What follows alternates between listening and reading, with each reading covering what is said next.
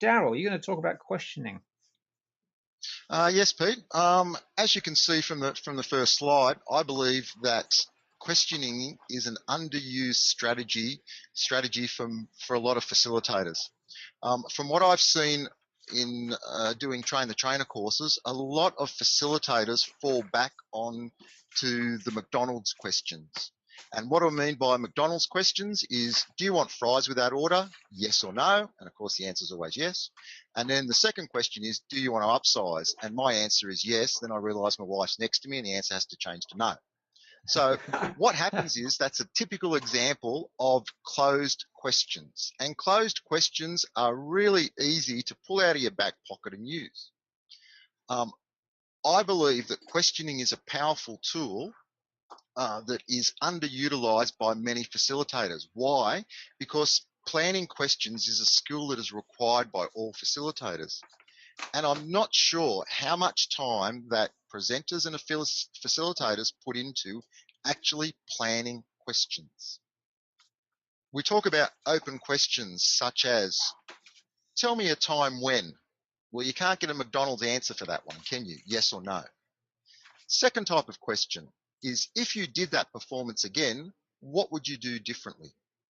So my challenge out to all the listeners is, how well can you construct open questions to influence the learner and their learnings? So if we move to the next slide, Pete, and look at the activity, what I want to do now is sort of the equivalent of some webinar group work. And what I'd like everyone to do is to type an open question that you have used and found to be of a great choice. And what we hope to do is to compile that and basically send it back to you as part of your toolkit. So Pete, if I could throw over to you for the mechanics of that. Sure, yeah, well, there's not much mechanics. If people can just type in the questions box, that'd be great.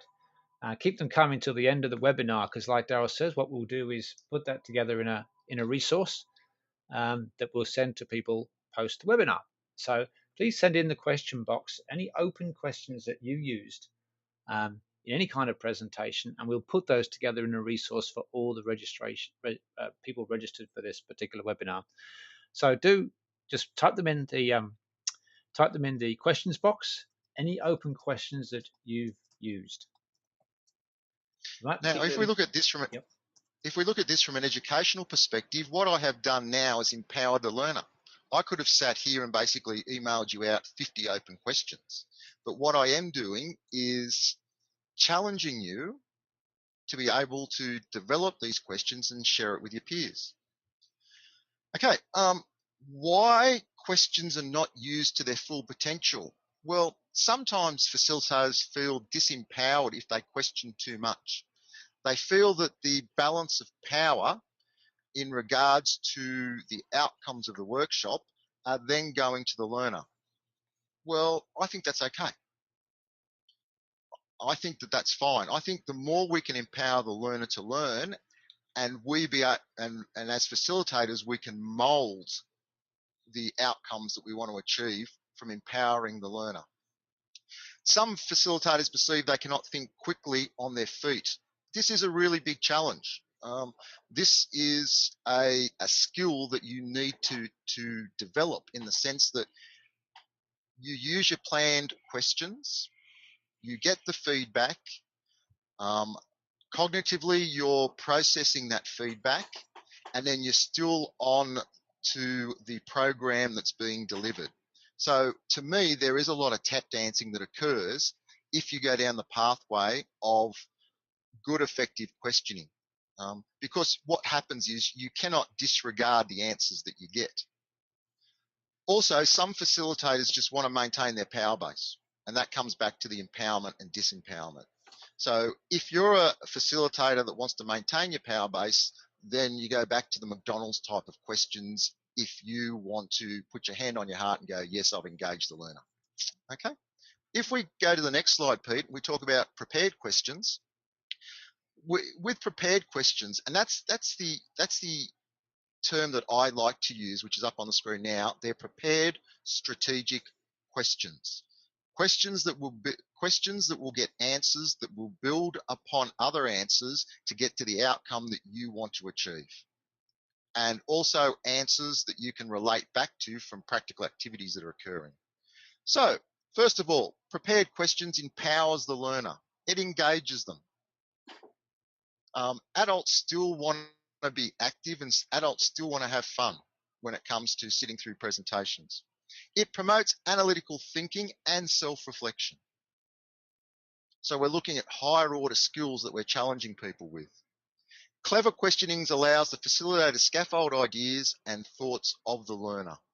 And that's what we're talking about. We challenge them and we build upon building blocks. It allows the facilitator to strategically influence the direction of the group to provide outcomes. And that's why I'm saying that they have to be prepared. A lot of facilitators just go in and go, I think I'll ask a question now. That's a good time for a question. To me, it's building blocks as if you were preparing for a presentation. It's the same thing. It also, we talk about prepared questions assist the facilitator to ascertain the level and experience of the learners, similar to a verbal diagnostic assessment strategy. A lot of words, got to take a couple of breaths when you say that statement. What we're basically saying is that you can do an assessment of where people are at the beginning of your presentation based on the prepared strategic questions that you ask. You can ascertain the level of experience that people have. So it's a diagnostic assessment strategy. Now, the challenges in questioning, as we've talked about, it's about the facilitator having to think on their feet and respond. So you're really not sure. You hope you'll get the answers you want, but what happens if you don't get the answers you want? What other follow-up strategies do you use? It's about developing the right questions, and in developing the right questions, it's also about cultural sensitivities. Now, we've got to be aware of the different types of cultural background that people will have and do have that come to our presentations. So we have to be well aware of that also. So if we go to the next slide, Pete, we talk about the toolkit. And it's not just questions in your toolkit, it's different activities, it's different strategies, it's how to deal with buffheads, how to deal with difficult situations and people. I shouldn't have said that. But yeah, how to deal with buffheads. It's all these strategies that fit within your toolkit. And prepared strategic questions are just one, okay? But it should be one of your predominant tools that's in your facilitator's toolkit. And hopefully, by the end of this webinar, we'll be able to shoot back to you a number of questions that can stimulate more thought for you to put into your preparation for your next facilitation or presentation. So the responses you gave earlier about some of the questions, we're going to send back to you, and we want you to utilize it or build upon it itself. Yeah, I see some. Very quickly, Daryl, I just see some questions coming. That's good, guys. Keep the open questions coming in, because like Daryl says, we'll feed them back to you after the webinar. The last slide, and I just want this as a jog of your memory. If we go to the next slide, Pete, and just pull it all up if that's all right, mate. It's the body language tip. And there we see the body language of Bobby Knight, one of the basketball coaches in Indiana and US, sort of his body language towards one of his players. Knowing Bobby Knight, it's not going to be a nice finish in that situation. So what I'm saying to you is, when asking questions, always have a positive body language when you ask the questions. And it's about how you look when you ask your questions, but more importantly, it's about how you look when you receive the answers. If you're not interested in the answer, then don't ask the question, because as we all know, body language will be read very quickly by the participants in your presentations and groups. So remember, it's about how you look and what you say, and how you receive the information back and how you look. Because when it comes back to the tap dancing, if you're not prepared to receive the answers and acknowledge it, because you're thinking down the line in your mind cognitively about what you're going to do next, then don't ask the questions, because people will get get the feeling that you're not really interested and you're just going through a process.